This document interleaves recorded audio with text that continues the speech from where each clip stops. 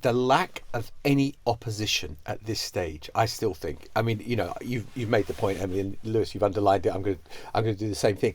There have been all these inspector generals that are meant to hold government departments to account. They are the independent watchdogs. They have been fired.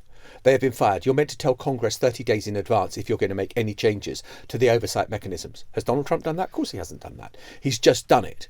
And no one is making a noise. Everyone is rolling over. And it's corporate America. It's political America. It is the courts in America.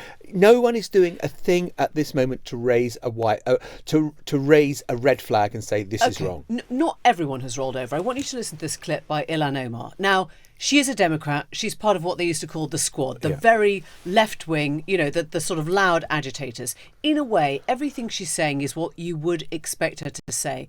But listen carefully, because I think she might be on something. We are witnessing a constitutional crisis. We talked about Trump wanting to be a dictator on day one, and here we are. This is what the beginning of dictatorship looks like. When you gut the Constitution and you install yourself as the sole power, that is how dictators are made. What Trump and Elon and all of their cronies are trying to do is take away the constitutional power of Congress. I mean, just as well on the aid point specifically, I mean, there's a lot of people talking about an oligarchy, right? I mean, what this looks more like is a plutocracy, right? This is a government by the rich for the rich, because there is something particularly galling, right, about, and just the irony just being spellbinding about the world's richest man, literally money from the world's richest man going into the US aid office and stopping all money flowing to the world's poorest people. I mean, irony is dead. Honestly, he called them crooks. He called the people who ran the department crooks.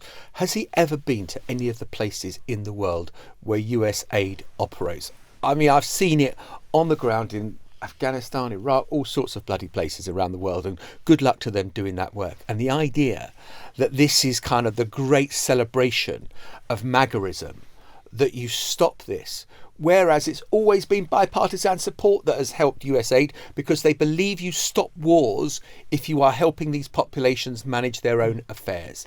And, good luck with tearing it all up. I mean, I'm sure some of this aid will reflow. I'm sure some of it will come back. But I think this speaks again to the mechanism of an autocrat, that Donald Trump wants to turn everything off so that he becomes the benefactor.